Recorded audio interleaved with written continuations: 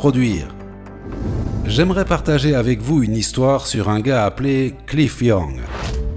Cliff Young avait 61 ans lorsqu'il s'est présenté au début d'une course de longue distance en Australie. La course faisait 875 km.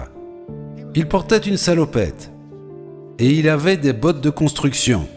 Tous les autres gars avaient 25 ou 30 ans, ils étaient tous dans leur équipement de course Adidas, Nike, Puma, ASICS. Lui ressemblait à un vieux fermier, il avait même des galoches par-dessus ses bottes en cas de pluie.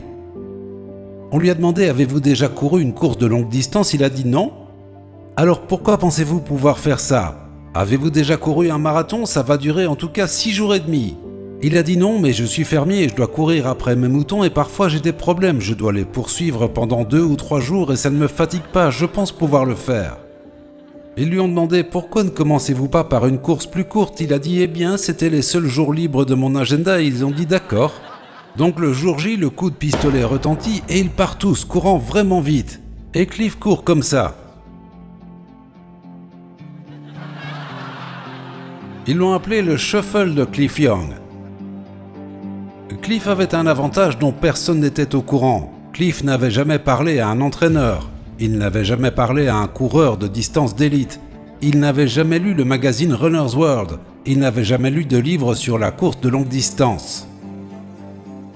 Il ne savait pas que lorsqu'on fait une course de longue distance, on court pendant 18 heures, on dort pendant 6, court pendant 18, dort pendant 6 et ainsi de suite.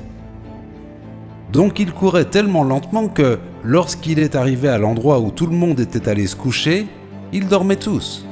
Personne ne lui a dit de s'arrêter et d'aller se coucher, alors il a juste continué à courir.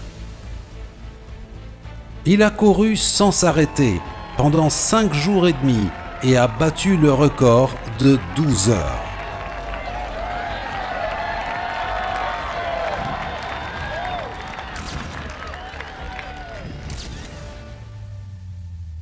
Tout ce qui existe